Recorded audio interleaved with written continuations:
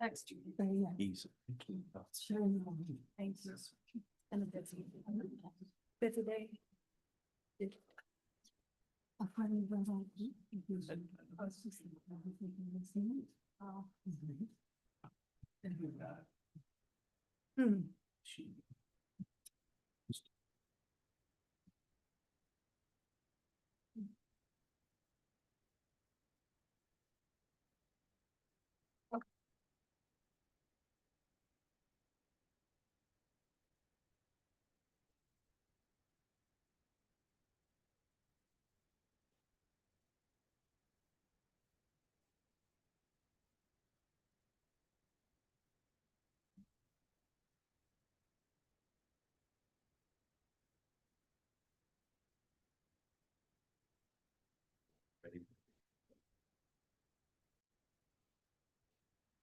I'd like to welcome everyone to our Hyde Park City Council meeting this evening, August 12th, 2026.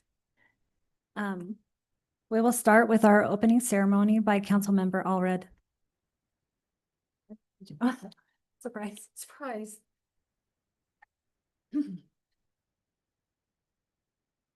Our dearest Heavenly Father, we're so very grateful to be able to gather here at this City Council meeting and conduct important things for the city and make decisions. And we're so very grateful for Hyde Park and the residents that live here, for the quality of people that we have to live among. And we're grateful, Father, for the blessings that we have and share. We are grateful for the rain that we've received and pray that we can also have more rain and moisture for our needs. And Father, please be with us and help us this night, that we can have thy guidance and help and wisdom in conducting the city's business, that we can make wise choices and that we can be able to see long range and consider things for the future and for the present. We pray for all our residents at this time, that they can be blessed with those things that they stand in need of.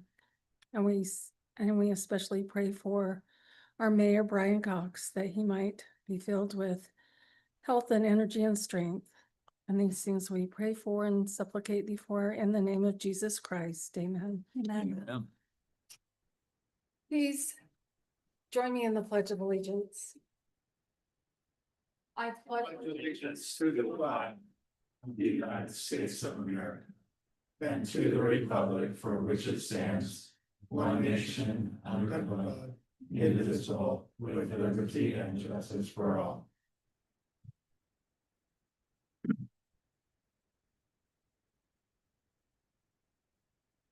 Thank you, Councilmember Allred.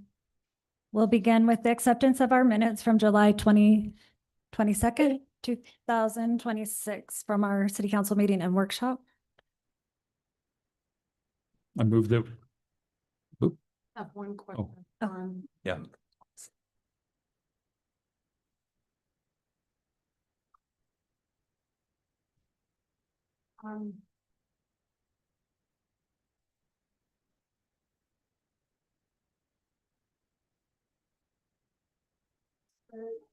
Front porch thing called pounding. Or plant pounding is our activity. Yes.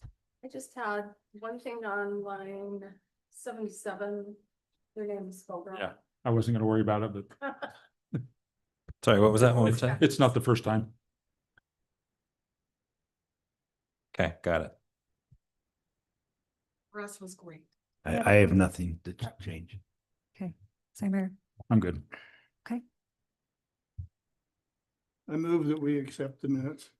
I'll second it. We have a first by Councilmember Brower and a second by Councilmember Osborne. Any further discussion? All in favor, say aye. Aye. Any opposed? Okay. Minutes are approved. We'll now move on to the citizen input of our meeting. Oh. Oh, the agenda. Yeah, we need to approve that. Okay. So we'll, the approval of the agenda. Does anyone have comments on the agenda? Yeah, I'd like to consider that we delete item 9A, discussion item, which is the Safe Routes to School proposal for Oldie from elementary school. We had a lengthy conversation last time. Principal McNeil and others were here from the school district. And it's just a courtesy to talk to, or in that case, to present to the city council what the safe routes were. It kind of turned into a piling on of all other kinds of things and some frustrations we have with engineers and the school district submitting actual paperwork, and we're going to address one of those later on in the agenda. So I want to publicly apologize to Principal McNeil for my role in that last week. We talked about crossing guards, we talked about traffic studies, street closing, student busing, engineer studies, so forth and so on. And all it was meant to be was a courtesy to the city on here is what the council, the community council that you and I were a part of with her and with other administrators and with residents and citizens, parents. And it was not easy. And they spent a lot of time on that. And so I apologize to Amy McNeil and the school district for my role in that. So based on that, I don't think there's anything more to discuss. The other concerns and issues we have can be done at a later time in a later place. And I know some of that's already happened between the city and the school district. So I would propose that we delete discussion item on the safe routes. Okay. Is there anyone here that came for that? Would- discussion? Council, would you please speak into your microphones? The mayor is joining us via Zoom and he's having a hard time hearing everybody. Is there anyone here that has come for that discussion item though? I suspect Derek, Yeah. As a reminder, a discussion item is typically a open call to the public, but if the council wanted to call on somebody, the chair of the meeting could recognize them, but we didn't schedule it as a public hearing. and I know the meeting's going to probably go longer and I've already lengthened it by several minutes. So I just think by the time we get to that, I don't think there's any more to discuss. And so we could just strike that from the agenda. Okay. So we have a proposal to strike discussion item 9A. I'll second that. What was it? And I guess I didn't make an actual motion. Oh, I move that we strike, discuss safe routes to school proposal from the agenda. so we have a motion from Councilmember Fouls and a second from Councilmember Osborne. Any further discussion? All in favor, say of the approval of the minutes. We don't have that's, Did you want to include that in your motion? I was going to say, do you want to include the approval with the amendment? Yes, there we go. Thank you, Marcus, for keeping me straight. And I'll, To amend the agenda by striking that. Okay. and I'll do the same with the second. Okay. So we have a motion to amend the agenda. Do I need to repeat it all? Repeat To or to to approve remove the agenda with with- removing. with item 9A. removing- item 9A. Yeah. Okay. All in favor, say aye. Aye. Aye. Any opposed? Okay. The agenda is approved for this evening. Now we will move on to the citizen input. This is for your time as public to offer questions, comments for the mayor and council. Just a reminder, comments should be limited to not more than 3 minutes. And this is a time and place for you or any person who wishes to comment on non-agenda items and items that are relevant to the authority of the city council. Items brought forward to the attention of the city council will be turned over to the staff to provide a response outside of city council meeting. So we invite you to come forward with any comments at this time. Oh, I guess we'll open our meeting for comments. It's not Doesn't a public matter. hearing, you just open it. Okay. Having no comments, we'll close that portion of our meeting and move on to city council business. The mayor has something he would like to discuss. Chief first. Do chief first? Okay, we'll turn the time over to the chief. Okay. I recognize that you have a full schedule tonight, so I'll just try to be brief on this. What I wanted to do is provide a recap for July, for the stats in July that the department has handled. All in all, we had 562 calls that our officers handled. Out of that, 150 of those were in Hyde Park. Out of the 150, 94 of those were priority type calls, the green column on your right there. out of those, when you look at those, what I kind of want to point out again is what we're seeing a trend in the child neglect investigations and the child sexual abuse investigations. We're having several of those a month that are new cases that we're investigating and dealing with, which is frustrating to see and a little alarming, to be honest on that. But this, a lot of my detectives' times are spent with those type of investigations. In addition to that, we've had a few other calls that were kind of right on par with where they have been in the past for the last couple of months. Our medicals are up again to where they were. We've had also a couple of domestics that our officers were dealing with. So it's been a busy month for the guys. I wanted to point out also with traffic stops, in Hyde Park, we had 52 stops that the officers made. Compared to this time last year, we were at 2,313 stops for the year. And currently, as of August 1, we were at 2,675. And so we're up 300 and something calls or traffic stops. So our guys are out. As far as calls for the year, we're down about 20 calls in comparison to where we were last year. So about the same call volume, but the stops are still going up on that. So like I said, we're busy, we're staying on top of it. I do want to give a brief update on the deer abatement program. August 1, it started. We have moved to trying to trap the deer. So we have 3 traps that are 6 feet long by 4 feet tall by 3 feet wide. And there's a little tripwire that the deer activate and the cage falls, the trap falls down on that. We had those in place July 31st and trying to trap on August 1. So far, we haven't had any deer that have gone into the trap.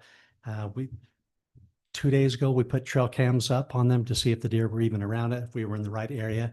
And 2 of the 3 have a lot of deer that are right around there eating the watermelon and the bait that we're putting out for that. We did have quite a large buck that went partway into the trap. So we're in the right area. I think we just give it a little more time before we start seeing results on that. So I'm optimistic about where that's at right now. But that is the update that we have for right now. With that. Thank you, Chief. We appreciate you. Mayor, the mayor has comments. Yes. Council and the staff and chief, I've appreciated the time working with you and serving in the community. You've done amazing things. And I think going to do more great things for the city. And I appreciate you. I've truly feel like you've all become my friends. As you know, my health conditions haven't been kind to me. And I'm currently in Salt Lake again. So I appreciate you. And if there's anything I could help with the city council staff, new mayor, I'm willing to help just as much or as little as I want. So thank you for everything. And thank you for your friendship. And thank you for everything that you do serving our community. You're quite remarkable group. And you don't get told that. You will get told if the snow's not plowed or water doesn't run or sewers don't flush, but you're amazing and you do great things silently in the back to keep the city functioning. And I appreciate you. That's all. Thank you, Mayor. Yeah, thank you, Mayor. We appreciate you and all the years of dedication and service to our community. Mayor, okay, staff and council reports, staff, anything? We had nothing. Nothing. Thank you. Council, anything to Nothing. discuss? I'll just make an announcement since we have a bit of an audience. We have the front porch group tomorrow. That's our 55 and older. It's a great place for community. We're doing a plant pounding event and a potluck. And you're all welcome to come. You don't have to be 55 or older. It's a community group. So we'd love to see you there. So, okay. Now we'll move on to consider the applicants for the midterm election to serve the remainder of Mayor Brian Cox's term. Well, it's not the remainder until the next election. Yeah, I will have a statement that I'll read Okay. about that.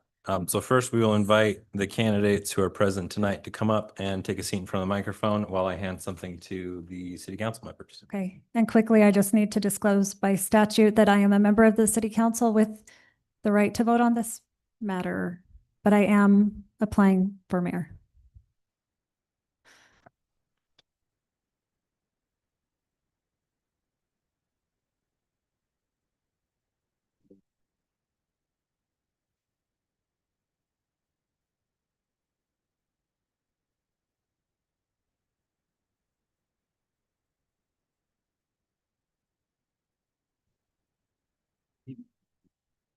You would do it. Are you doing it because in place of Don? We'll go through it.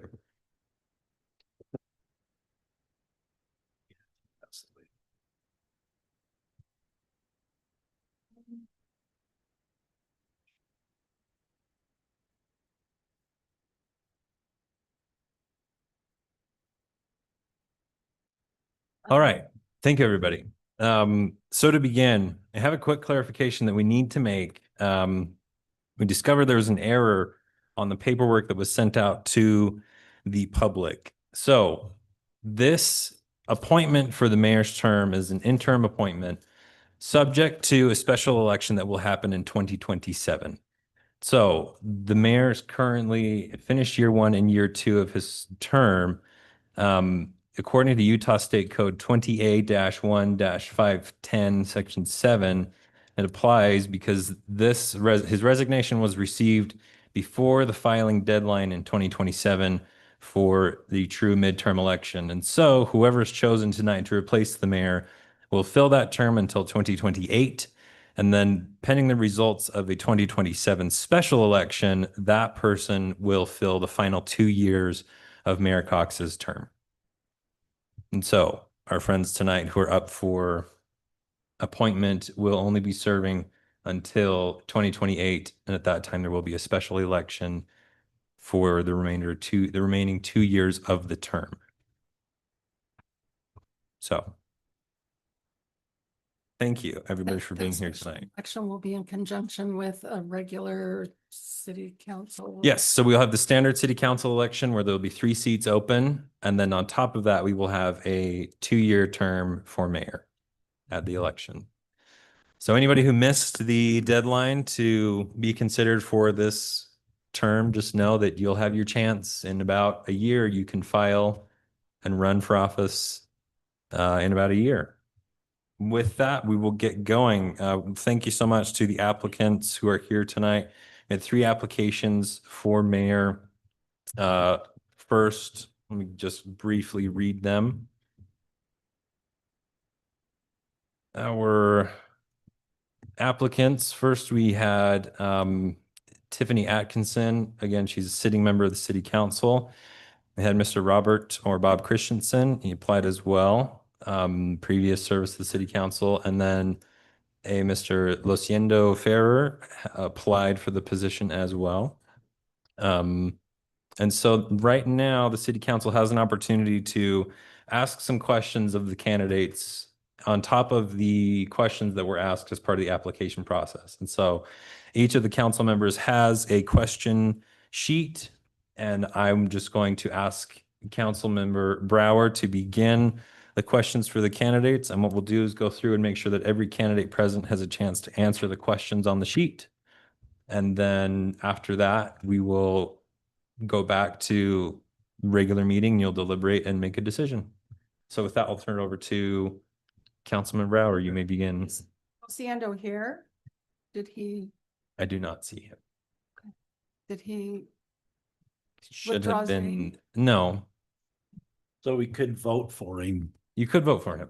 He's just not here to answer these specific questions that will be presented tonight. Okay. So it's my honor to ask the first question, I guess.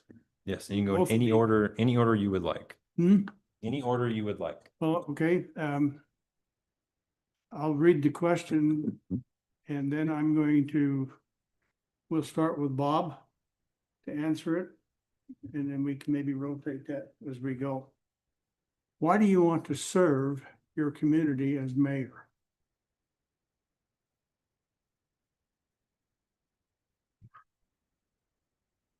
I believe in service. And no better opportunity to serve the citizens of Hyde Park than as a mayor. I've served before, and I also served on the city council. I have a lot of time on my hands. I'm fully retired. I can spend full time if it needs be. And I just really feel that it's my obligation as a citizen of Hyde Park to give back to the community. Does that answer your question?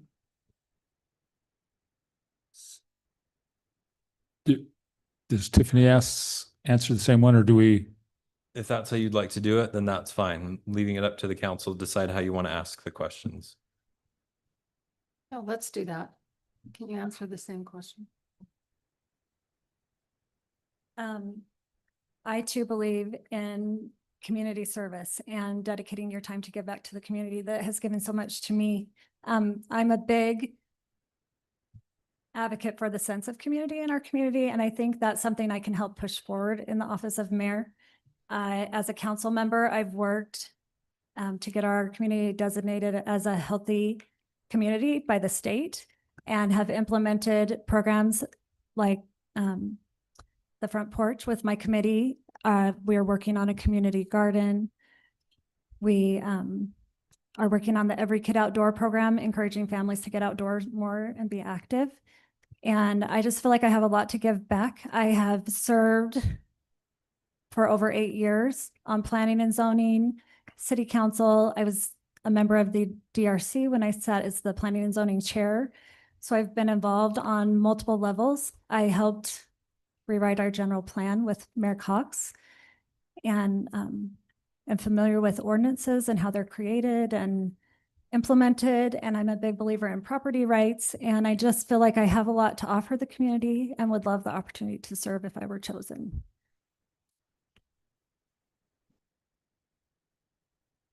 Okay. Okay, so we're gonna go in a different order. So Tiffany, you can kind of get a breath because you're gonna go first. And can I just ask to make sure that both of you speak into the microphone? I'm hard of hearing, and I'm sure those on Zoom are Okay. having a challenge too. Thank you. Okay, this is your question. Okay. And Bob, this will be your question as well. The city is going through a big changes in our zoning and development codes. These changes will affect our general plan. How would you guide the update to our general plan to recognize the changes in our city while keeping it a great hometown? This is something I spoke a lot to when I ran for council previously. I think the feeling of community in Hyde Park and the feeling of the just our town in general, what we represent is really important to preserve. And we are growing by encouragement or default, either one. It's happening to us. And I've always said we can choose how we grow or we can let it happen to us. It can be forced upon us.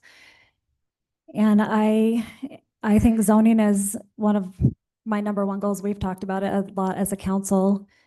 A future zoning map to help us give an idea of what we want to see happen in Hyde Park and how we want to see it develop is important. Working for updates to the master plan is important. We know we need to keep that regular. I think we found, or current is a better word. I think we found that last time when we were working to update the master plan.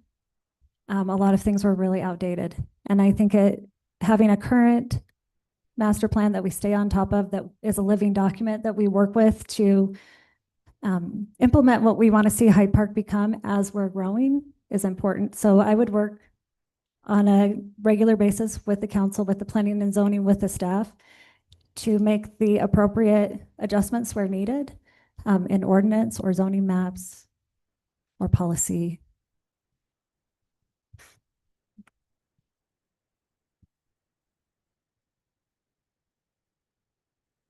Bob, that question I asked was long. Would you like me to repeat it? Say what? That question was really long. Do you want me to repeat it? Well, I think I remember it.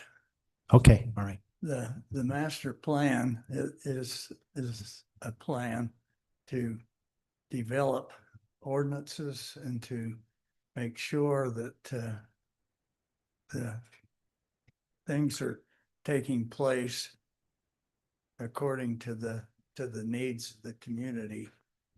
And it needs to be updated regularly. And if it needs to be updated, I'd work with the planning and zoning, the city council, the staff to work out an agenda to see what needs to be done and then implement those things so that we could continue to have the quality of life that we want to have in Hyde Park. Okay. Well, Bob, you can stay up there. You're next. What do you feel is the biggest challenge facing Hyde Park at this time? Probably, in my opinion, it's growth, and as long as growth is planned and followed according to a plan, I think it'll happen. I know there's certain restrictions that's put on Hyde Park that we have to meet. Either that or suffer the consequences through the state. But in my opinion, it's the continuation of the growth and to make sure that the services that is required in Hyde Park, that we go after and see if we can't get the services that are needed to keep some business here in Hyde Park and make it worthwhile for someone to have a business here.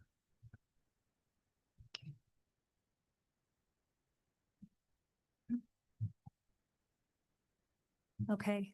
So the biggest challenges that Hyde Park is facing currently, I think growth is the challenge that kind of becomes the domino that tips all the other challenges into place, whether it be infrastructure, water, the state mandates for housing. We have some hurdles we have to jump through there that kind of can be a challenge to us, but I think we can tackle them. But I do feel like growth is probably the biggest factor. And like I said, but I think we can control that and meet those challenges by following our master plan, identifying where the issues are, and working to make Hyde Park what we want it to be when we grow up. Yeah, but I think growth brings challenges for housing, infrastructure, roads, water, all of those things. But I think that we as a council and as a city have worked hard to try and stay on top of that and are headed in a good direction.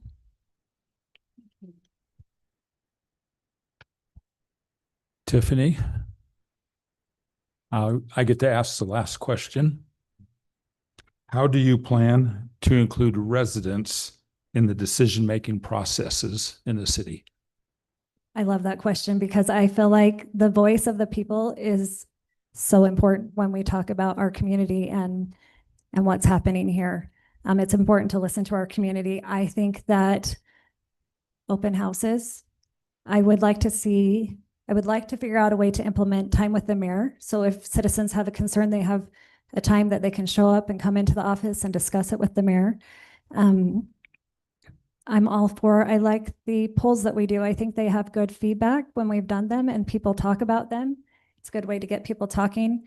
I like workshops and open houses, email. My phone is always open. I can't, it runs my life. So if you want to get a hold of me, that's one way you can do it. But I think listening to the people and then taking their input and considering the demands we have as a city and blending the two is the challenge of public service. And I think working together as residents, members of the community, serving or not serving, we can come to good resolutions, but I think public input is really important. So I'd be open to any avenue that could create more conversation or dialogue between the city and the public. Thank you.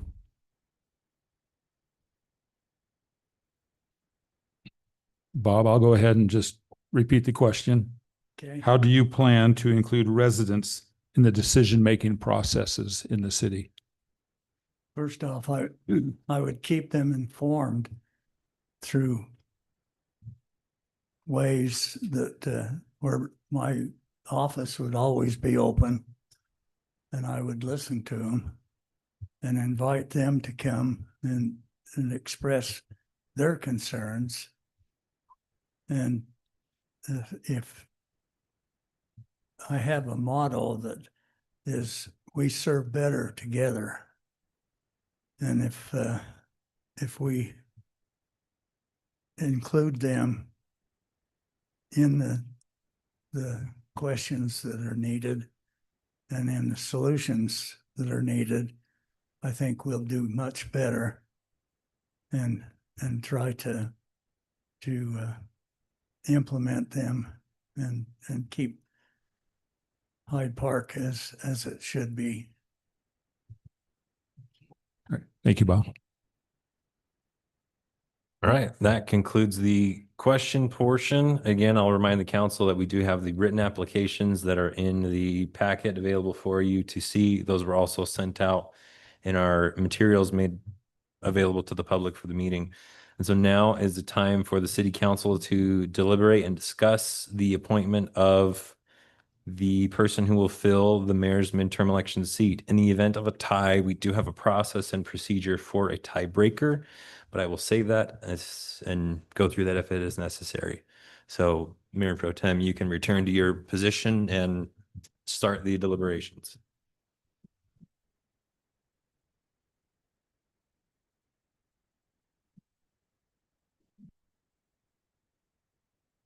Okay, thank you, City Council. At this time, I guess we call for a motion or do we discuss? You can let them decide.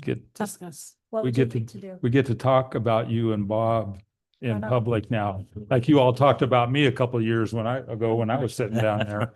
It was, And don't forget, we do have a third candidate who's not here tonight, but is still open for consideration. yes. That's right. Well, I would move that we eliminate that Losiendo right away because I mean, if he's not even interested in showing up, then I don't feel like he'd be interested in or dependable. So, Stephanie, I mean, I can understand that. I just would ask the city council, does anyone know him at all? I do not know who he is. Not met Okay. him. All right. Not even heard the name. So I guess we can't just eliminate him. We can. Well, I would say rather than eliminating one by one, Right. let We- council please have a discussion and then at the end would call for would have a motion to appoint somebody rather than elimination. Let's just have Right, a yeah. motion to appoint somebody to fill the seat. Okay. So it'll be a motion that we do. We won't ask for a vote across. We're not going to do roll call voting. I Okay. checked with the city attorney with this one about 2 hours ago to be extra certain because we did a roll call last time and he said the state statute has changed and it's Okay. appropriate to just have a motion and a second and then a call for votes. Okay. And the mayor is on Zoom and available for a tiebreaker vote if necessary. And as Councilmember Atkinson mentioned and disclosed, she is eligible to vote as well by state law since she has disclosed the conflict. Okay. Thank you, Marcus. Can I make a statement? So I think that the two individuals that I know, Bob and Tiffany, would both, I think, serve the city well. And I don't think either one of them plans to revamp the whole process here. I think they're just both here to try to improve it. And so I think we'd be served by either person. I guess that's my comment. Well, and I would add that certainly I've had the pleasure of working with Tiffany on the city council. I've also been able to work with Bob. Most people don't know he's served on the safety committee and is very dependable and is here whenever we want him. And has brought some good input and insight. And so he's demonstrated to me his willingness to serve and be engaged at whatever level he would be called to serve. So thank you, Bob, and thank you, Tiffany, for your service. I was also involved in the city when Bob was interim mayor for a short period of time and appreciate that service that he did. And it's been delightful to work with Tiffany. So I agree with Gerald in that we've got two excellent candidates. I did appreciate the detailed application that Tiffany sent in, and she did put a lot of thought and time into answering our questions. And so I really appreciate that.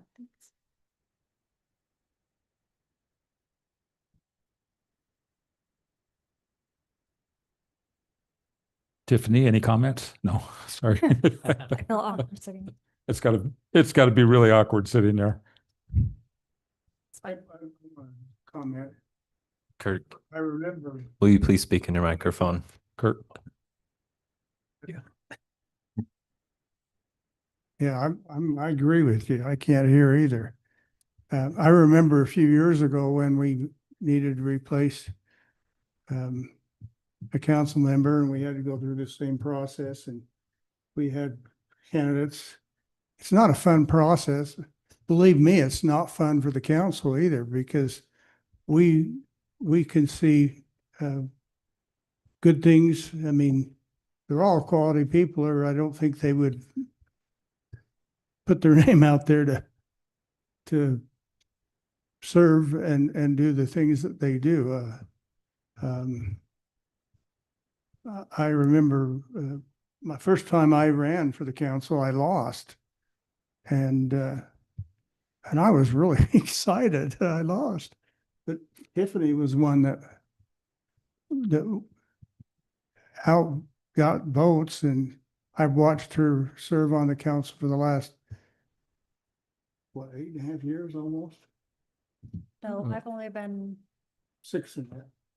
what? half a term, just over 4, because I took Brandon's term, midterm, and then Maybe it just seems, Kirk, like it's been that long working with you. I don't know.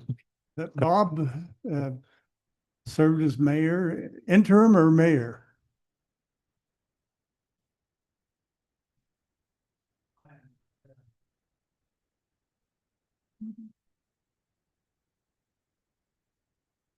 I'm glad we've got candidates.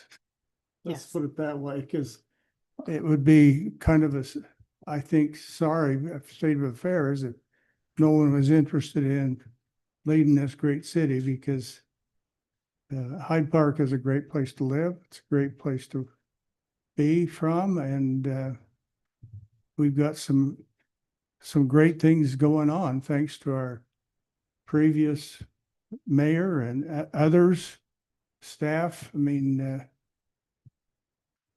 I think that we still have some good things to look forward to. And so I'm like Gerald, I mean, it's not one of those things that's easy to vote for, but I don't think we can go wrong either way. But I think we're going to have to make that decision. And so that being said, I'll wait and see where we're at. Well, I'm ready to make a motion. Okay? Are you opposed to that? I move that we appoint Tiffany Atkinson as mayor to fill Mayor Cox's remaining term. I'll second that. We have a motion by Councilmember Allred and a second by Councilmember Fowles that Tiffany Atkinson fills Mayor Cox's remainder of his term until the next election. All in favor, or any further discussion?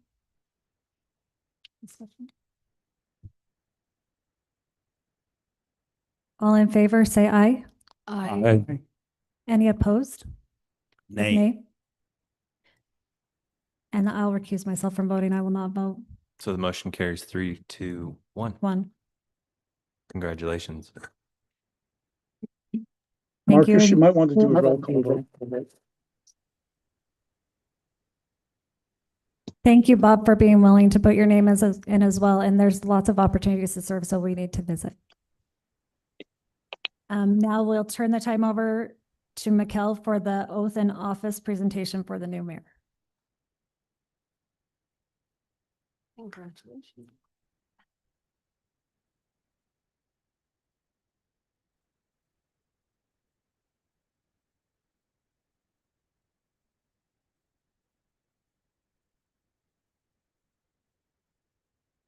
Raise your right hand, swear this oath of office. I state your name, do solemnly swear that I will support, obey, and defend the Constitution of the United States and the Constitution of the State of Utah, and that I will discharge the duties of my office as mayor with fidelity. I, Tiffany Atkinson, do solemnly swear that I will obey or support, obey, and defend the Constitution of the United States and the Constitution of the State of Utah, that I will discharge the duties of my office as mayor with fidelity.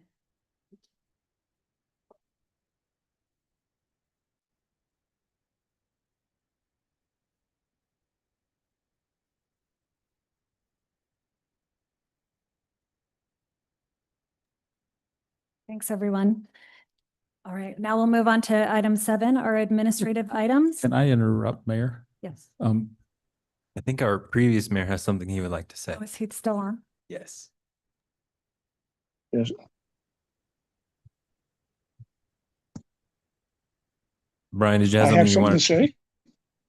You unmuted Well, I was yourself. going to say, you know, well, I just pushed the wrong button, but I think our community, this speaks that just miles of what good people we have, because as I look and see the backs of heads, and I think I know who they are, everyone will leave that room and still be friends. Bob's a dear friend of mine. I've known him for, man, a long time, Bob. And Tiffany, she's a dear friend. And Hyde Park City is bigger than one person. It's to serve all the people and how the future goes. So it's not about one, it's about all. And so I commend you for doing a good job. I agree. You know, both have served the city and would serve the city. And I know Bob's just wanting to find a place where he could serve, and he will serve remarkably well. So I would, council, I would recommend that we always want to find people to serve. And this is a good one there. I think Bob is an amazing man that can help the city continue to prosper and be a quality place to live. But with that, I thank you. And I'll be reaching out to you when I know more about what's going on with me. So it's a challenge. Have a good evening. Thank you, Mayor. Briefly, council, just to clarify a couple of things. So since we had a city council member take the position of mayor, now we get to do all this all over again to find somebody to fill the remainder of a former council member, now Mayor Atkinson's seat. So Monday, we will post information to the city website and to our social media pages, send out a message to the public, just like we did before, advertising an opening for the city council seat. And we'll go through all this again, probably at the end of September or the beginning of October. So the dates we'll keep everybody informed of the dates as they happen. Okay. Thank you, Marcus. All right, now we'll move on to item 7, the administrative items of our meeting. The first up is consider resolution 2026-19, a resolution accepting a petition for annexation of certain real property. We'll turn some time over to Marcus. Thank you. So the applicant is here with us tonight. If there are specific questions for them, but I'll briefly go through what is being considered. If I can get my, here we go. All right, so this petition for annexation involves property on the northeast section of our city. This property is owned by the Nixon family, which Alex Berenson is here tonight to represent the applicants. This annexation, this is the initial petition. So this is the time when the city council will, if you vote in favor, you're saying we are interested in this annexation. You're not doing the final approval tonight. There's a notice period where we leave it open for the public to have comment. And in about 60 days, I think is when that is, they will come back for the final approval. And at that time, they'll be requesting a zone and there will be a public hearing. And so at this point, it's just the city council gets to consider the application and say, are we interested in this annexation or not? One important detail in our annexation future boundary map, our nice little dashed line does not go all the way to the north end of these parcels. And the way annexation works between two communities is essentially whichever community gets there first kind of has the first option to say, well, we want this in our area. So since there was a conflict with the map, and part of this would in theory go to Smithfield City, the applicant did reach out to Smithfield City, and there's a letter from the city of Smithfield in the packet saying that they would not protest this annexation and they are in favor of it. So it's not good enough to fight over, huh? No. Well, I don't know about that. Maybe some peeling back the curtain a little bit. There are some concerns about how Smithfield City sewer can service these parcels with the way the land falls. Hyde Park City's infrastructure hasn't quite caught up there yet, but we are in a much better position to service this property with our sewer system than Smithfield City would be for theirs. I think that was the biggest contributing factor to that letter. It's similar to what we did with North Logan on that one little corner on 8th East or. Correct. Yeah. Yeah. The Linden Lane subdivision, similar situation. Yeah. Okay. And how many acres is this, Marcus? Do you know, with all the parcels that they want to? I don't know off the top of my head. You might have to ask Alex. He would probably know better.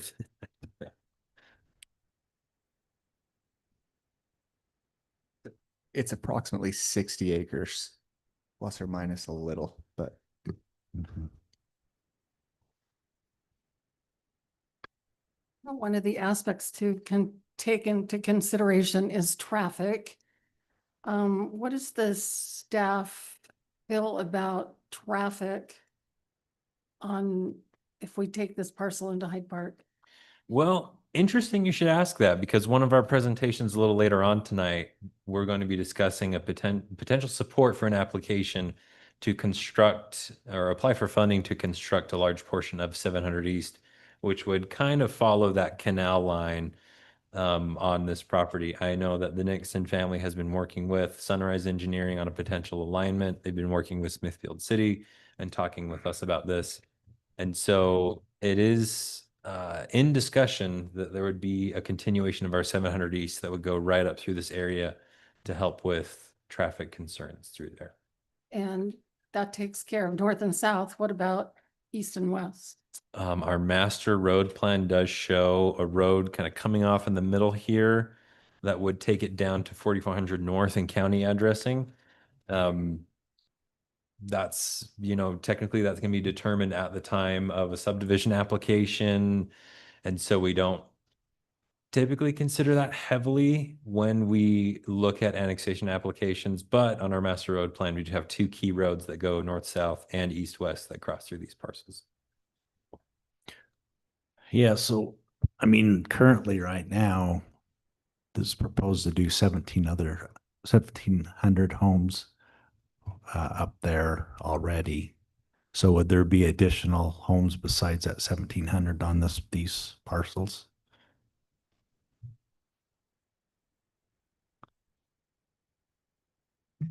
Gerald, can you clarify the 1,700 homes being proposed?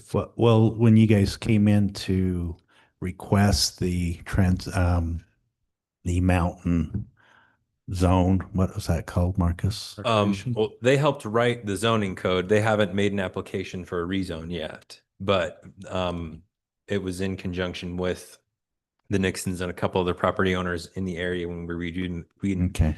when we redid the general plan, we worked with the landowners to write the ordinance. Yeah, and so Yes. during that process, it was stated If that's, it would yeah. be 1,700 units. So if you look at the contiguous acres of the MRZ zone that is proposed, it's basically equates to three homes per gross acre. So 3 residences per gross acre is the way that code is written. And so right now we don't have a proposal, and we don't know the exact count of homes, but I would just go off as the code and the contiguous acres in the MRZ. And some of that is land that we have under control, but some of it isn't. Some of it's south, like Thurston's and Two Brothers is part of that.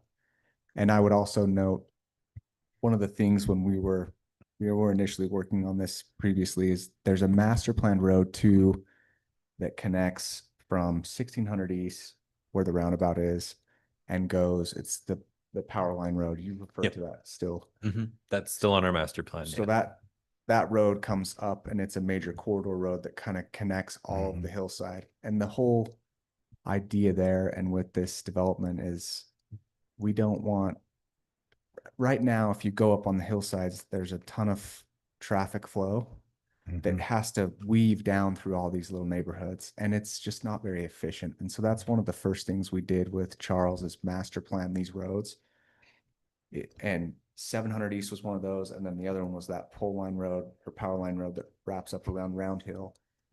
And that was the intent of those corridor roads, is to prevent the traffic issues.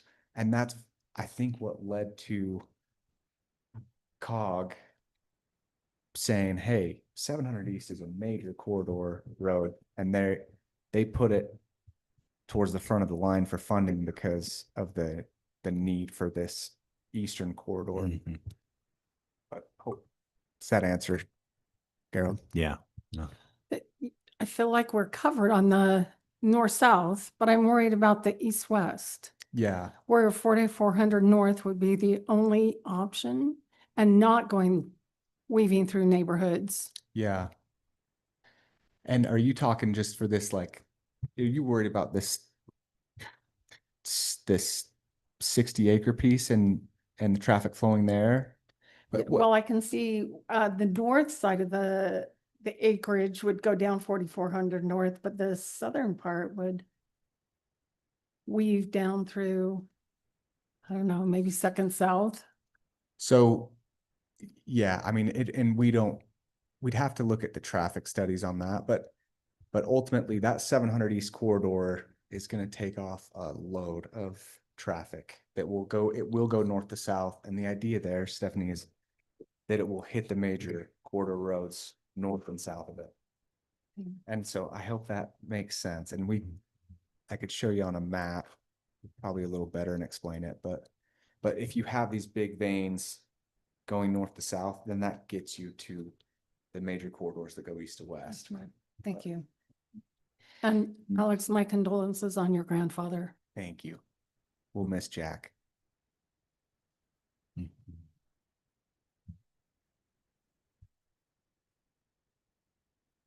Any further discussion, council? I move that we accept and adopt resolution 2026-19, accepting a petition for annexation of certain real property as shown in the annexation petition as Exhibit A. And I'll second that. Okay, we have a motion by Councilmember Fouls and a second by Councilmember Allred. Any further discussion? All in favor, say aye. Aye. Any opposed?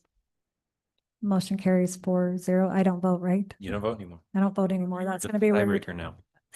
Okay. Okay. Motion passes.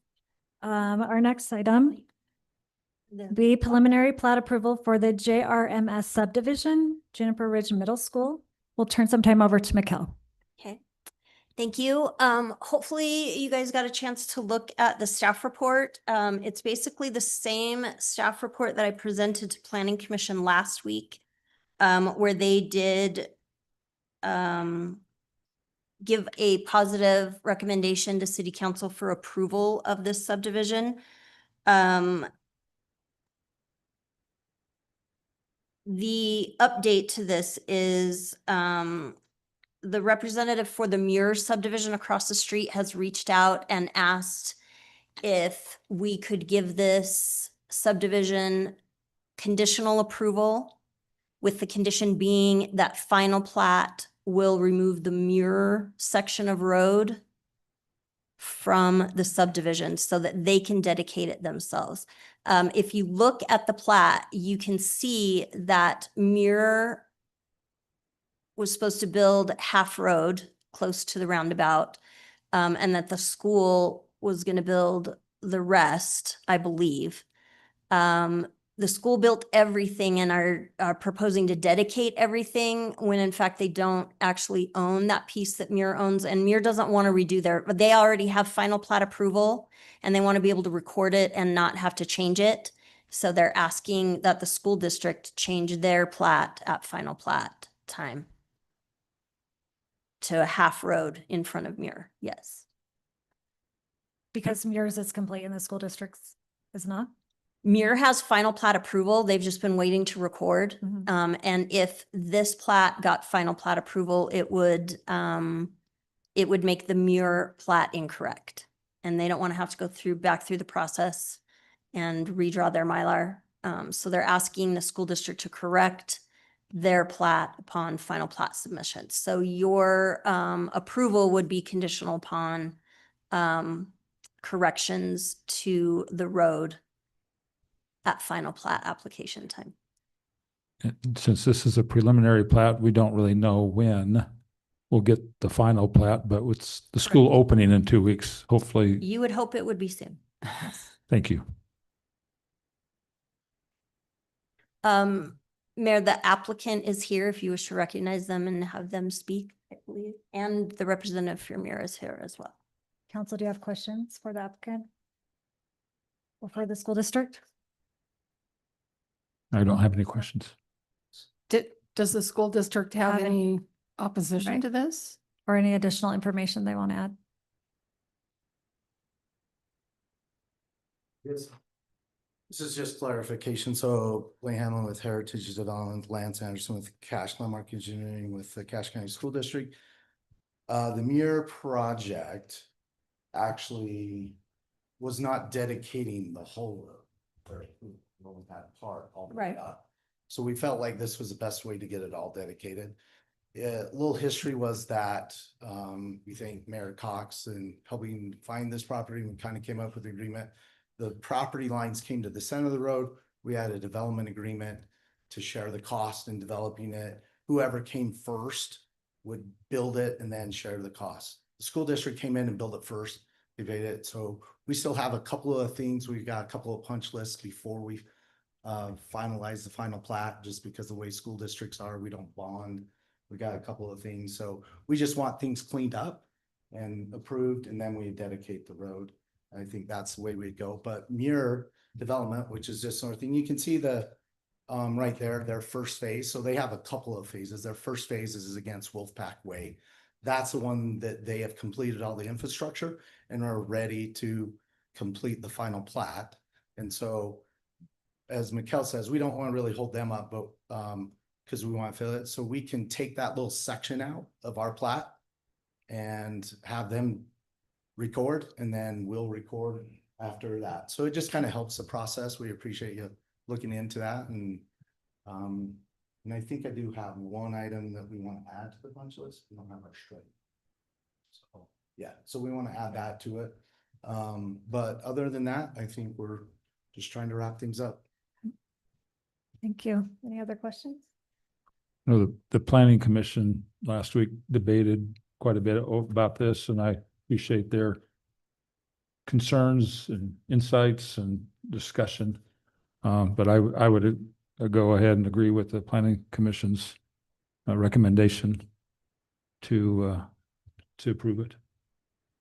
Is that a So motion? that- Well, Should- well, I can make it a motion. Okay. If you like, Okay, yeah. can I just say one? Yeah, I ask just want to one make thing? sure that, I know we So- get further discussion later, but So you're saying this is the Muir subdivision, is that right? Across the This is street. The cross. Yeah. Street is, this is the schools. okay, because I mean, they have roads and What? they have their roads all in there and everything, and they don't have a final plat yet. No, they have a final plat approval. Okay, Muir has final plat approval. okay. They just haven't recorded yet. They're ready to record. School district is at preliminary plat. And then as soon as they have preliminary plat approval, they'll apply for final. I would think you'd have a final plat before you started building roads and everything. Well, yeah. Okay. It's a little different. So the school district, they get their building permit issued through the state and they have a different set of criteria than we would normally issue it from the city. Just like Lance said, at this point, the plat really is a cleanup mechanism. We've had an inspection done. The punch list is in here. As he mentioned, they're going to add an item themselves that they know they're missing, which is striping. So I feel like the school district is trying their best to clean up this property boundary issue and get the road all ready to go for school.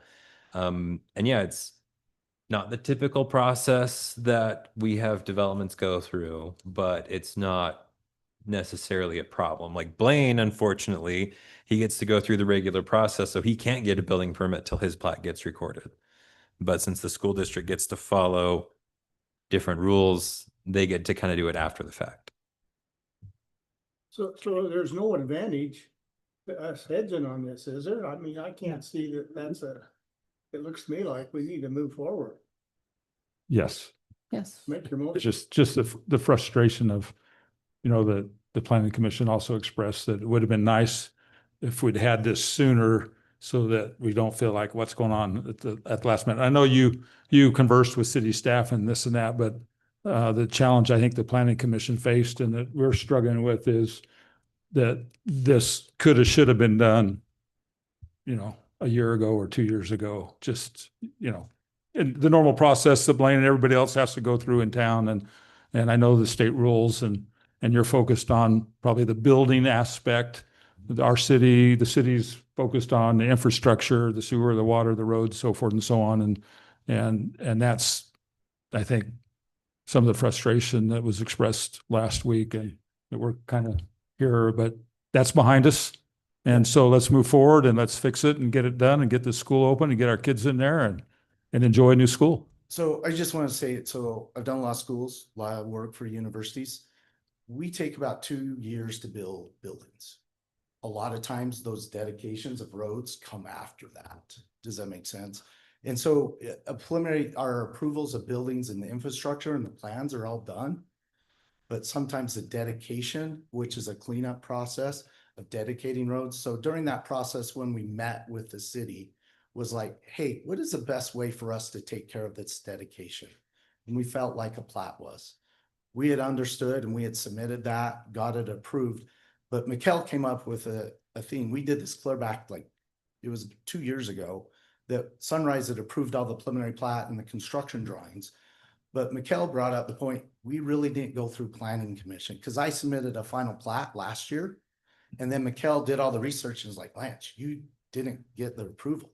So then we're like, oops, sorry, we submitted, we thought we had the approval, but we really didn't go through the process like we should have. And that's our bad. And we really should have, and Mikkel was correct. And we were like, so this is the process to make sure it was right. It wasn't that we didn't, so we submitted a preliminary plat 2 years ago that was approved, that was there, that showed all the road dedication, all the easements that everyone wanted. But we should have done better in following up that process. Okay. So we apologize for that, but this is a cleanup. Schools are a little bit different. University's a little different. If you're familiar with the US Vet Med building that's opening up, I still haven't dedicated roads, and I'll be doing that as soon as the city walks through. One of the things that's different with the school districts and university is they don't put up bonds. You usually have to put up money to dedicate roads and file plats. That's not the way that agency works. So that's why I do it later, is because then the cities are okay. We check off, make sure everything's done, and then we dedicate the roads. So sometimes it's a little different process with that, as Marcus has mentioned. So it's not a normal process, but maybe there's something that we could have done a little bit better. Okay, thank you for that, Lance. Well, I move that to approve the preliminary plat and the plans for the Juniper Ridge Middle School subdivision, conditional on, make sure I say the words right, that the I would say remove the Muir project phase 1 right away. that we remove the Muir project phase 1 right of way. Oh, sorry. Good job. We have a motion from Councilmember Fowles and a second from Councilmember Brower. Any further discussion? Without any further discussion, all in favor, say aye. Aye. Any opposed with nay? Just a quick question. I know that we require the contractors to go back and seal the road or redo the road within a year or something. Who will do this one? We're working on that with Lance. It's part of the punch list. And so we may have to come up with an unconventional solution to fit the school's timeline, but it's on the list of things that we're going to get figured out with them. Okay. Okay, we'll move on to item 8 on our agenda, a public hearing to consider resolution 2026-17, a resolution authorizing Sunrise Engineering to make an application to the COG for a grant to help fund the remainder of Wolfpack Way. Okay, and we'll invite Josh Nielsen to come and present. We forgot to move this to the end of the agenda tonight. Too late now, I guess. I had my monster back there, so I'm good to go. Ways we need to. Good evening, council. Appreciate the time to come before you and present this project. So Wolfpack Way, we're moving forward with 2 applications on Wolfpack Way to the COG to kind of complete Wolfpack Way into Smithfield. So tonight I'll present what we're referring to as Phase B and Phase C. Starting with this picture, this cover, you can kind of see where the Gateway project is, and then some of the dirt work from Wolfpack Way Phase A, which is currently under construction. So from the north end of the Gateway to 400 North up from the Instacare to be complete in October. And then Phase B and C would continue from there. So this is showing the CMPO plan, regional plan. It's kind of center, just left of center there, R4. The county has designated this project as a Phase 1 project with the hopes, plans of being complete sometime between 2023 and 2032. So a very high priority for the county. And then this next slide shows the Hyde Park City Transportation Master Plan. I just wanted to show this as well. That is a planned road for Hyde Park City as well. So this is kind of a description of the different phases that we are applying for. So Phase B will be from 400 North in Hyde Park to about 4,300 North in Cache County. So we're stopping just south of 4,400 North. And it will include a roundabout at what would be the connection of 500 North and 450 North. So kind of there on the right, you see that exhibit and kind of the phase lines there.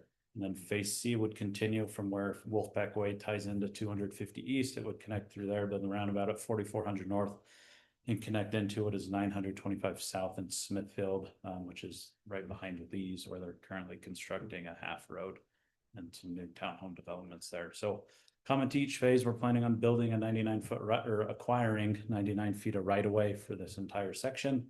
And then we're building a partial cross section that includes 40 feet of asphalt and then a 10-foot shared use path on the east side of the road, similar to the existing phase of Wolfpack Way through Hyde Park City. And then with future development, developers would be required to build out the rest of the road, add curb gutter to both sides, and then an additional sidewalk on the west side. Side, I think we have, so there's the two cross sections. So the top one is what would be completed as part of these projects, and then the bottom one is after future development. The next slide, I think we have some aerials. So this is 400 North there at the bottom of the page. That's the Birdinghurst Village on the development on the left side. So through these fields here is where we'd have our roundabout, and then it would kind of S-curve up to 250 East, which is there on the right side. So the roundabout would be about right there, and then S-curve up. About, yeah, those mounds of dirt-ish. So the next slide is another aerial. This shows more of what would be phase C. So there's 4400 North where a roundabout would be constructed, and then build up to where Smithfield City has their full right of way, kind of up by those townhomes in the distance. And then this third aerial is looking back south across kind of the two projects as well.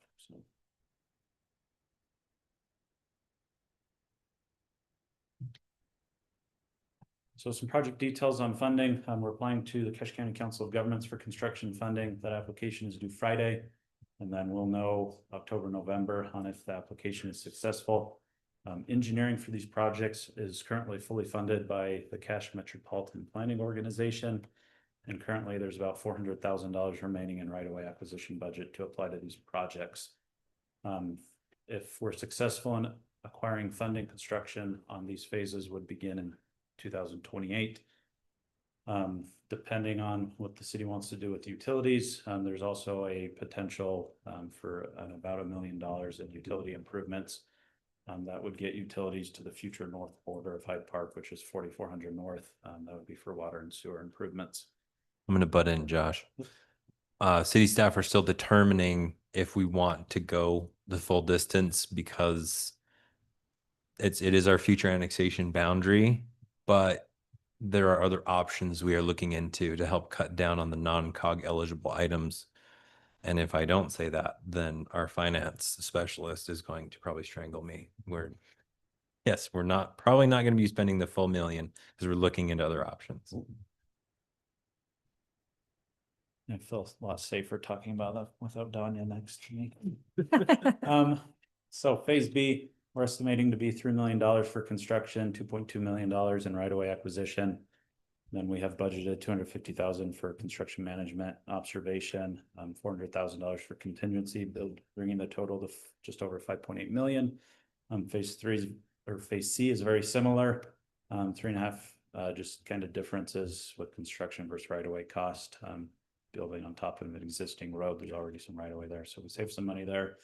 But total construction, 3.5 million, 1.2 million in right-of-way cost, 250,000 for construction management observation, and then about $400,000 in contingency as well, just over 5.3 million. So how those costs break down is on the next slide. Some of these items are still being determined as far as what the match would be. All in total, for COG, there has to be a minimum 8% match. So if we go off the existing boundaries, Hyde Park has about 300 feet of phase B, with the county having 1,400 feet of phase B. So if we go with those boundaries, Hyde Park portion would be about $1 million with a match of $85,000. And then the county portion would be 4.8 million with a match of $385,000. If we go off future boundaries, all of that project would be within Hyde Park City, and none of it would be within Cache County or Smithfield. And then that would bring the Hyde Park portion to 5.8 million and the match $470,000. Part of this I want to mention, this is the part of why we're here tonight, is to give the city an idea of what the financial contribution of the project is going to be. If we move forward with this application, it isn't requiring you to pay any or all of this match. If we get funded, we have to address that with the different agencies being involved, and work that out as far as who's all covering what match. Ultimately, if the city gets awarded and the county says you have to match the $500,000 and the city does not want to do that, you're not obligated to. And so then with phase C on the next slide, kind of similar breakdown, existing boundaries, none of it is in Hyde Park. And future boundaries would be about 28% of it in Hyde Park. So a match somewhere between $0 and $120,000, and most of that switching towards Smithfield. So the conversation happens at some point, somehow, somewhere between whoever to determine whether we do it with current or future boundaries. Yeah, How's that impact us? Part of the CMPO funding is that these 3 jurisdictions have to enter a memorandum of understanding moving forward before any additional funds are dispersed. And part of that memorandum of understanding will address how who's paying for what, is my understanding.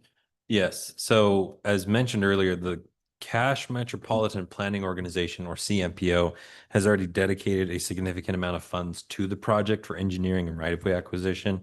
Like Josh said, in order for us to keep those funds with the project, we have to enter into an agreement between Hyde Park City, Smithfield City, and Cache County, laying out who's responsible for paying what.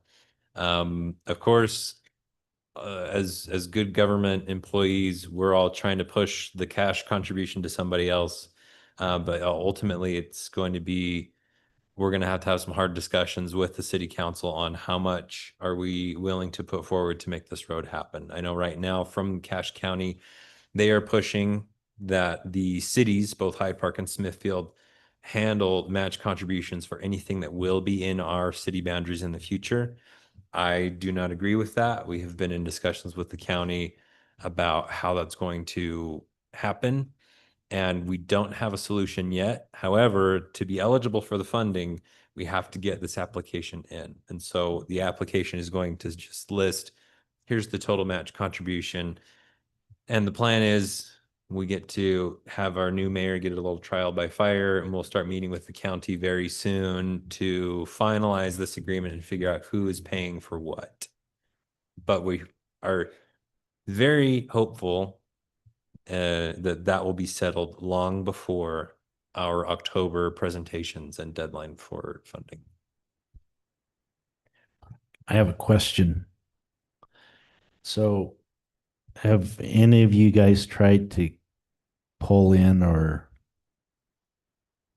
take off from the corner there on 4400 North on the highway? I avoid it at all costs. So Anyway, I guess I just think that if we're gonna put this in and there's gonna be more people going down there, I think something ought to be done down at the highway as part of this, but I know there's. People will figure out pretty quick, Gerald, that that's not the place to get onto mean, the I don't- highway. They'll keep going all the way to Smithfield or. I don't think you Yeah. can have 2 cars go through that at the same time.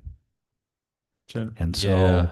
do we want to put kids going out on that?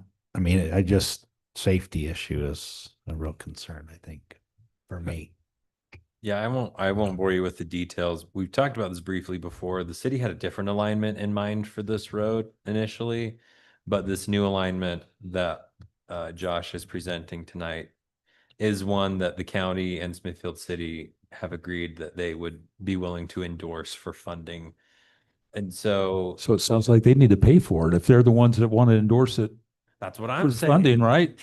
I mean, if Anyway. we're paying for it, then we ought to be able to put it where we wanted it, not where they want it. I mean, Anyway, 4400 is a place they will put a light at sometime, right? Yes. Dot. No. So UDOT is not planning on putting a light at 4400 North. They're planning on putting one at 4200 North, which is why we have this wonky roundabout that we are planning here, because that's going to be a place where we have a signalized intersection on the highway.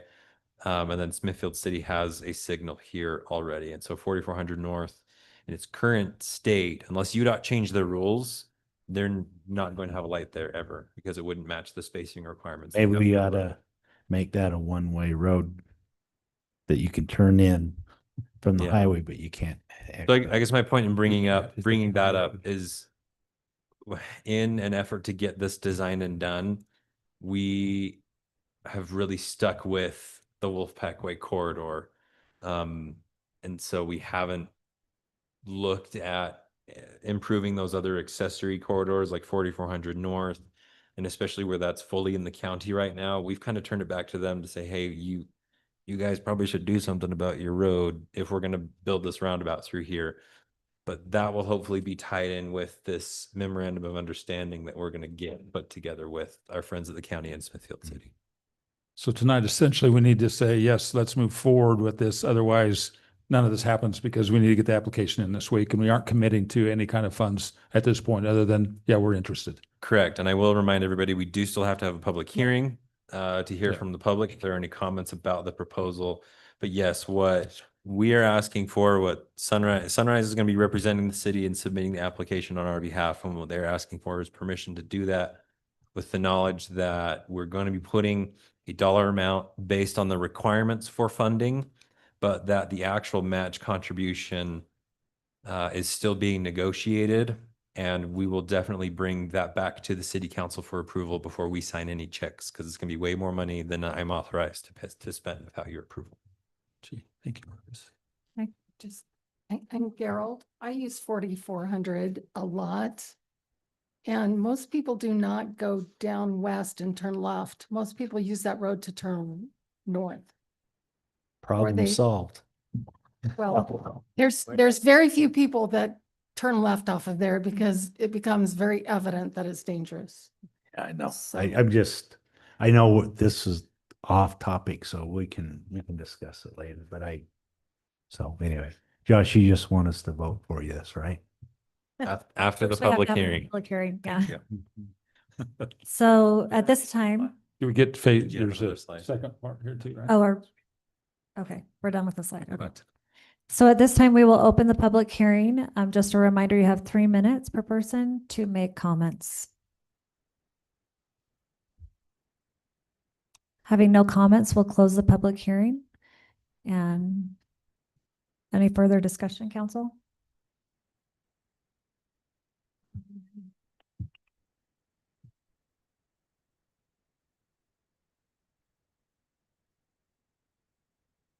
Do we have a motion?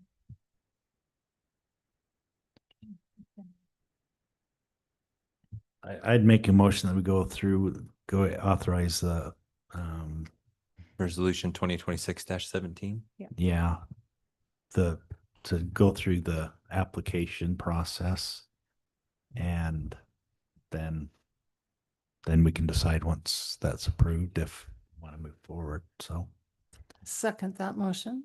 Okay, we have a motion by Council Member Osborne and a second by Council Member Allred. Any further discussion? All those in favor say aye. I, Any opposed?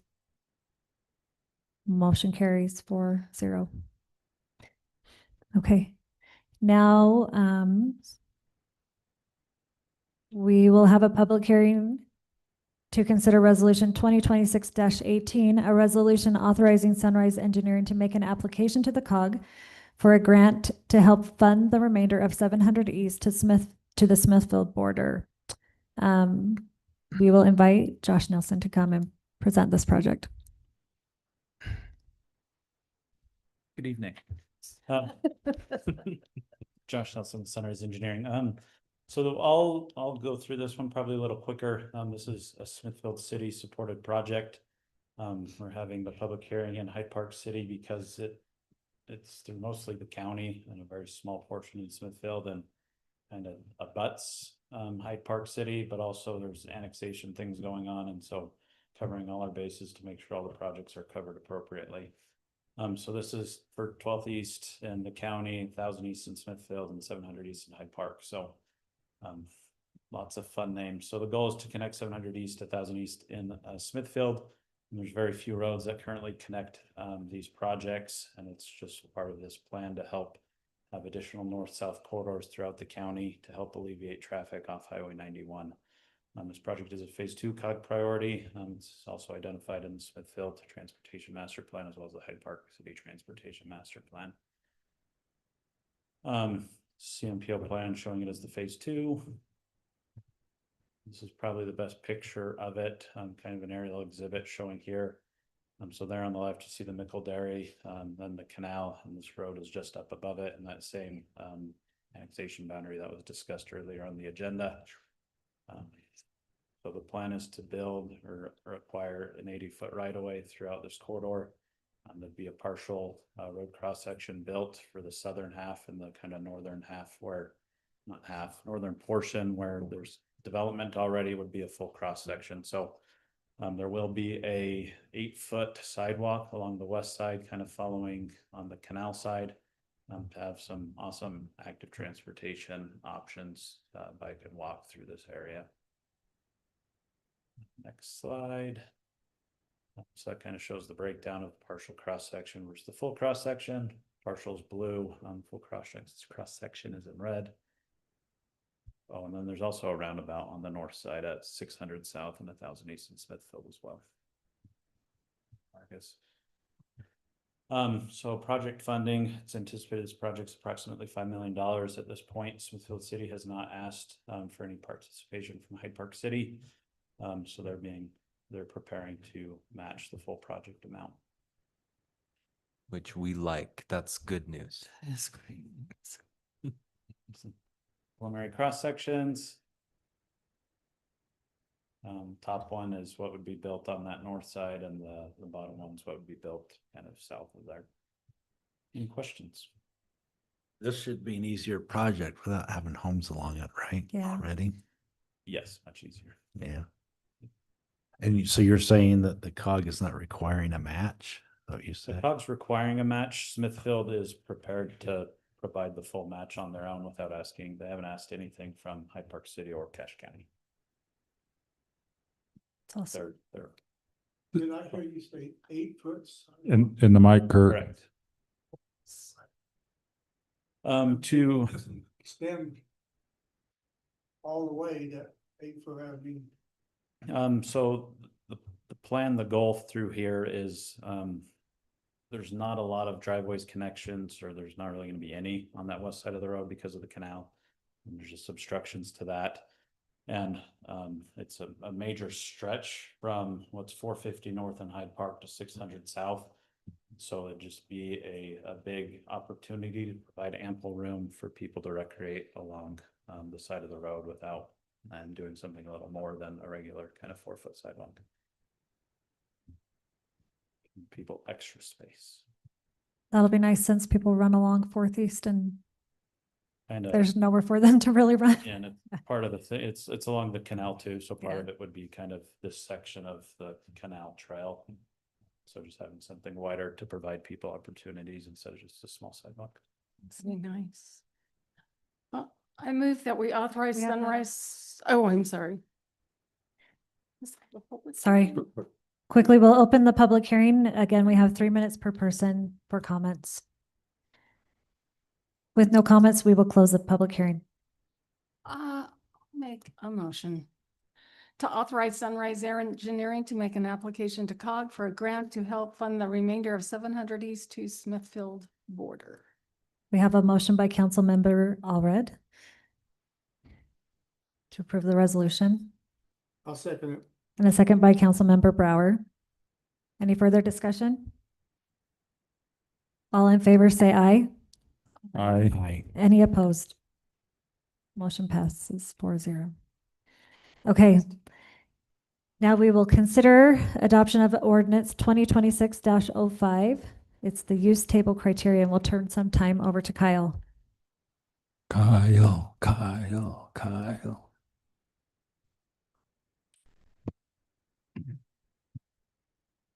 How's it going, council? This is an ordinance to update the land use table.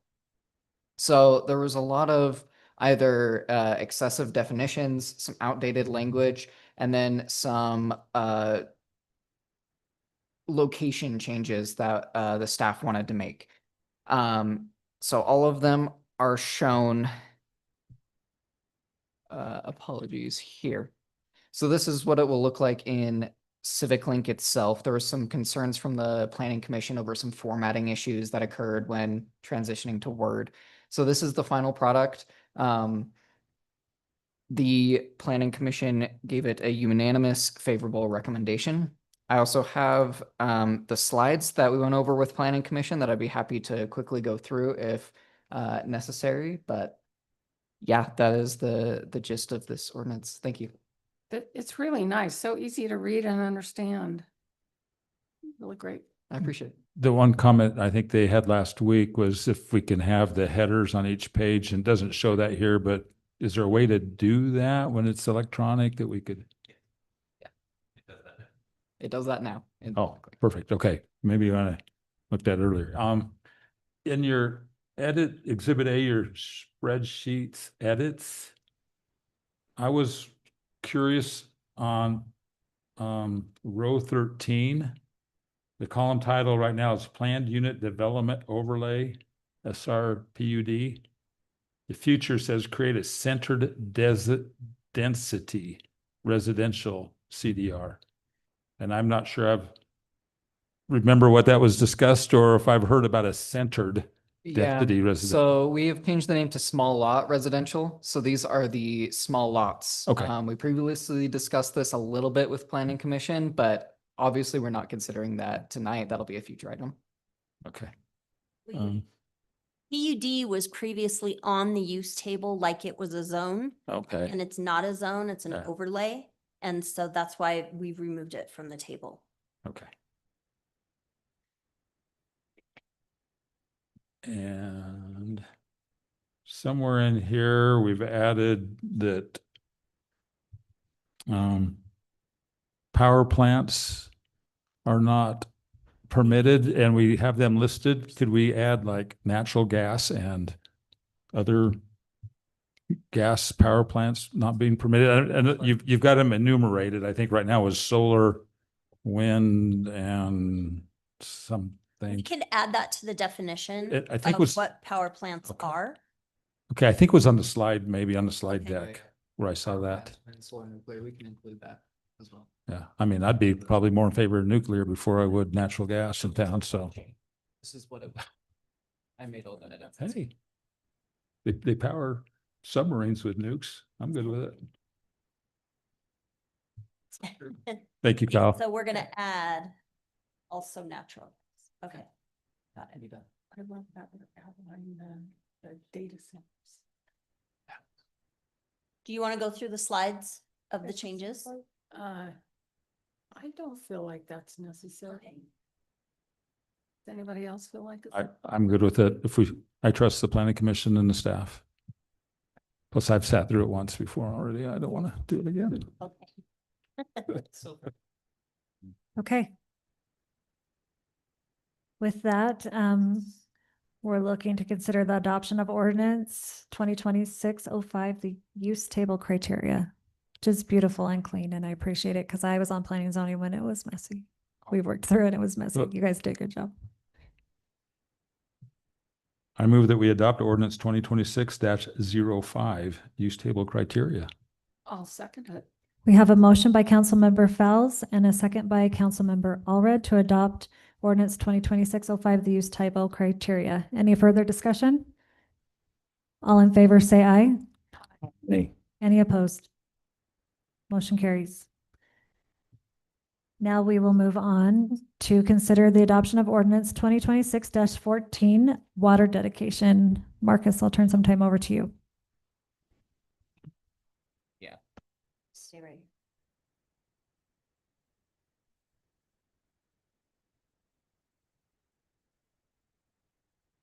All right. I gotta find my ordinance here. This guy? Yeah. Look at that. Thank you. All right, city council, this is a big one. So In December of last year, there was an ordinance enacted by the city council to require that every development bring water shares or rights, and we would not take any other forms of recompense for those things. It caused quite a stir amongst our friends in the development community. It was not well received. We got a lot of criticism for it, a lot of concern. And in response to that, and also because we were planning on doing it anyway, we updated our 40-year water right plan and our water master plan specifically to look at our stock of water rights and where the city stands. I'm happy to report that we have a draft version of that plan, both plans, amendments, and the city's looking really good. We have sufficient for the growth for the next 30 years, assuming that we grow in the same way we have been. However, we still have the concern that our resources are finite. And with the amount of growth and development we are looking at, we still want to have a requirement for development to bring additional water rights as the growth happens so we can make room for the next people who are coming down the line. And so the ordinance before you tonight is a culmination of several efforts. It's been reviewed meticulously by the city attorney. The planning commission had a couple of comments. And I'm just going to go briefly through. I mean, if you've read the ordinance, you've seen the highlights. So I'll go through the ordinance quickly to give you the highlights, and we can dive into each section if we need to. So first of all, we are bringing back the fee in lieu of dedication.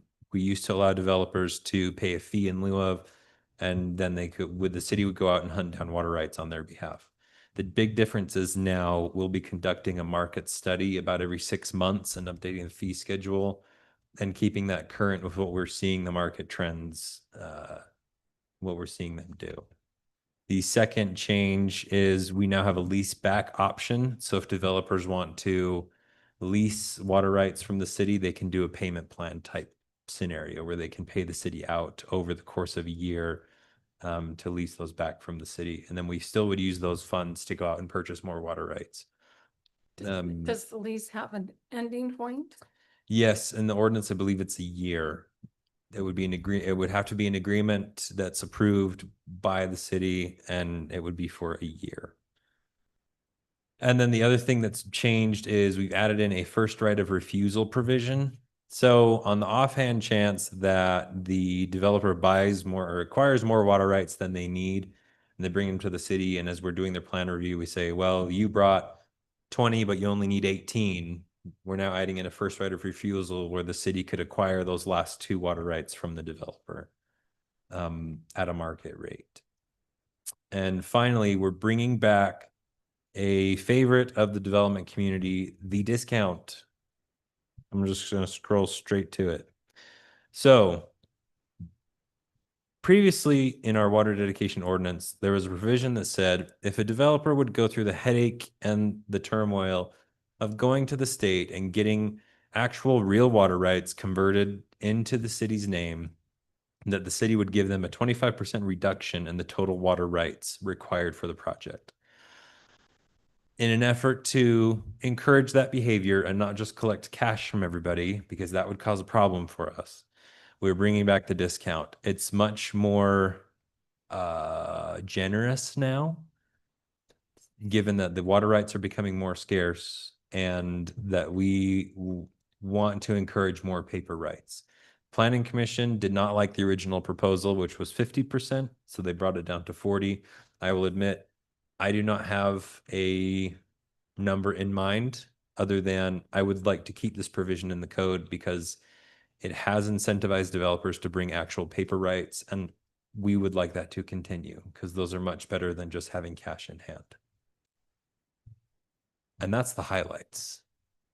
Are there specific questions about any of these? Yes, pieces? I'd like to know about the lease option. So let's say that a developer says, oh, I want to lease water from the city for, I don't know how many years you would lease water for. But how are we assured that those payments will be made? And if they have houses in there, we just can't turn the water off. Correct. So essentially the lease agreement, it's has it right here. I can read directly from the exhibit. So it says the city council may, upon a finding in the best interest of the city, lease back any water dedicated under this section to the owner/developer, the person transferring the water shares or water rights, or subsequent owner of the developed property. The parties must enter into a lease agreement whereby the city is compensated at the prevailing market rate for the lease, and no single lease term will exceed 12 months. And then there's a thing about how the city can terminate at any time with 30 days notice.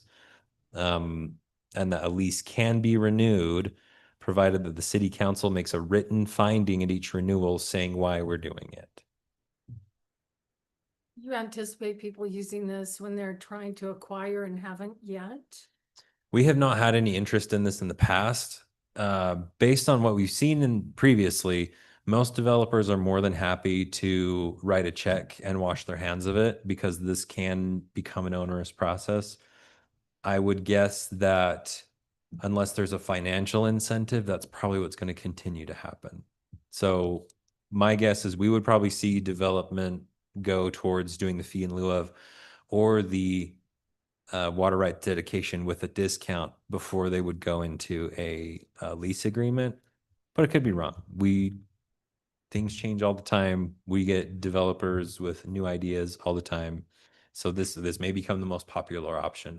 I don't know. Based on the experience we've had, I don't see this being a very popular option. Okay. Well, I make a motion that we adopt ordinance 2026-14. Okay, we have a motion by Councilmember Allred to adopt ordinance 2026-14, water dedication.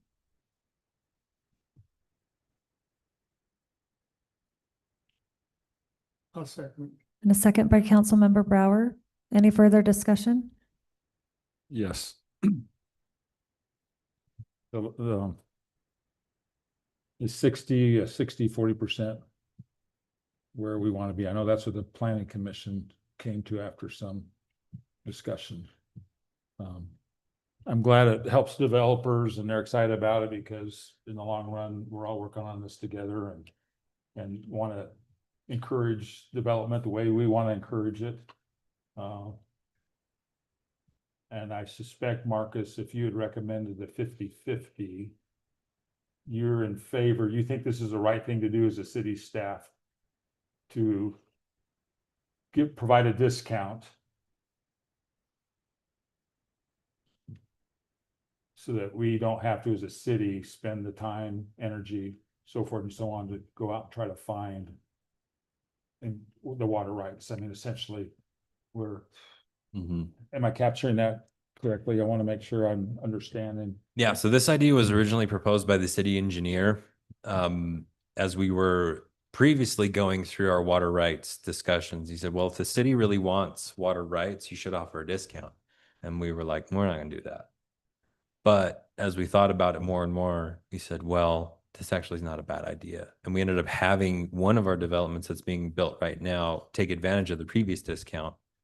And it wasn't terrible. You know, the process was not bad. And so, yeah, where we have water rights adequate to serve our development needs for the foreseeable future, what we talked about with the planning commission is let's offer the discount. If it turns out every development takes it and suddenly we have a huge deficit, we can come back and amend the ordinance. But I don't want to start off at a disadvantage when we know we're in a good spot. We have room, we have some wiggle room now. And so we would rather roll the dice and get paper water rights in hand than take this option out and all we're getting is cash. Because then at audit time, it looks really bad when you have a huge amount of money stuck in the general fund, or actually this would be in the water fund. Sorry, not the general fund. This would be water fund restricted money. But it still looks bad to have a lump of cash in there with no specific goal or direction other than we'll buy water rights when they're available. And so, yeah, this sounds really developer friendly, and the planning commission wasn't super excited about it. But from our perspective as a city staff, we would rather take the risk and get water rights in hand than get a huge pile of money and have nothing to spend it on. What was the discount before? Before it was 25%. And how many took advantage of that? One. Most were more than, like I said, most were more than happy to write a check and be on their merry way. 40% is, I mean, everybody likes a bargain. They do. And if this turns out to be, like I said, if this turns out to be a problem, the ordinance is a living document. It can be changed at any time. We will be keeping a very close eye on this. And if it becomes a problem, we will definitely bring back an amendment for it. But if you're not comfortable with the 60-40, taking it back to the 25 like it was before is also a great place to start. I would just like to have some kind of incentive to encourage the development community to do the homework and go find the water rights and get them exchanged for us, because that's time and money that we don't have to spend doing that.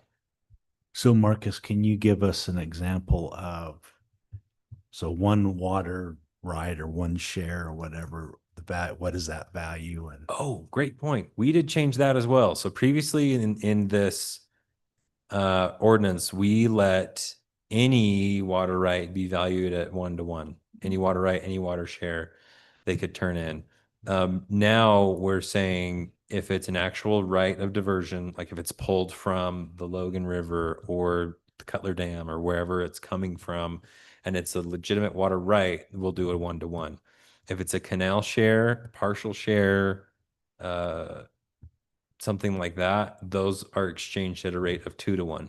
The big caveat is, again, if the developer will take that to the state legislature and they'll give them a better deal, not the legislator, well, the state engineer, and they'll give them a better exchange rate, then they can bring that back to us and just turn in whatever they get.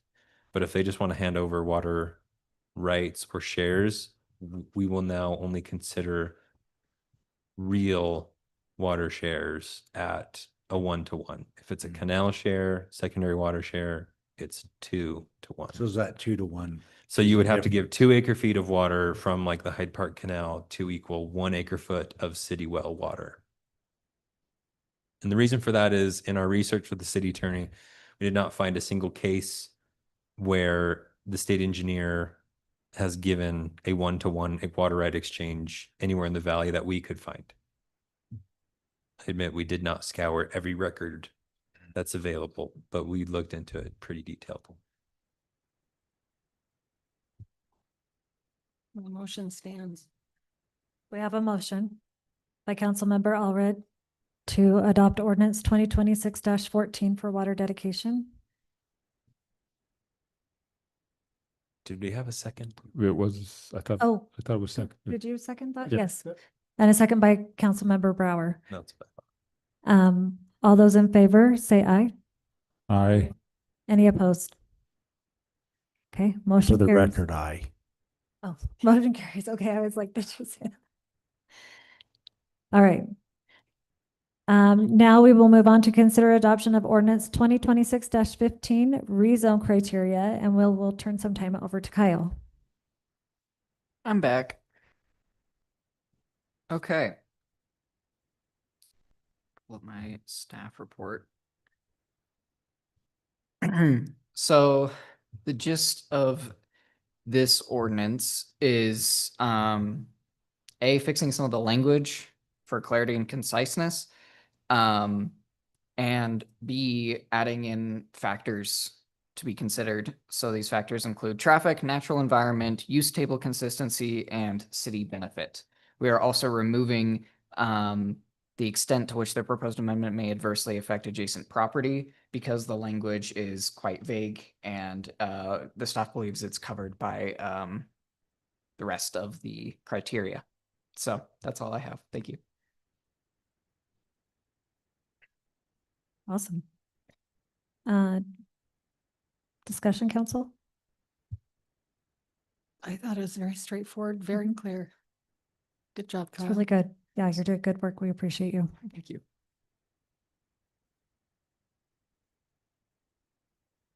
If there's no discussion, we'll look for a motion. Having considered the staff report and previous discussion and recommendation from the planning commission, I move to approve ordinance 2026-15, an ordinance amending Title 12 to include new approval standards for consideration of zoning map amendments. Thank you. I'll Councilmember second. Fowles has made a motion. I'll second that motion. Okay. To adopt ordinance 2026-15 with a second from Councilmember Allred. Any further discussion? With no discussion, we'll move forward with our vote. All in favor, say aye. Aye. Any opposed with nay? Okay. Motion carries. That is the end of our meeting this evening, right? So we scratched. Yeah. So we'll look for a motion to adjourn. Oh, I'll make that motion. We have a motion by Councilmember Allred I'll second it. and a second by Councilmember Fowles. All in favor, say aye. Aye. Thank you, everybody, for your time. Oh, yeah.